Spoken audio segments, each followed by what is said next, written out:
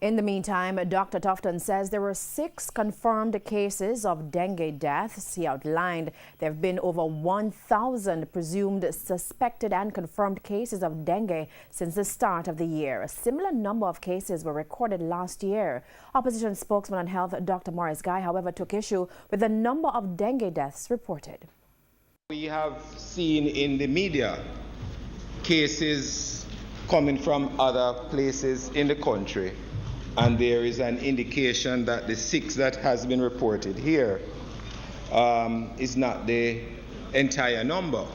What improvements have been made in the diagnosis of dengue? The 6 that we are seeing here, is that the sum total of those who have died as a result of dengue complications, or is it just that this is the 6 that have number that has come back from the Caribbean Health Laboratory? The total number of suspected deaths linked to dengue is 29 since last year.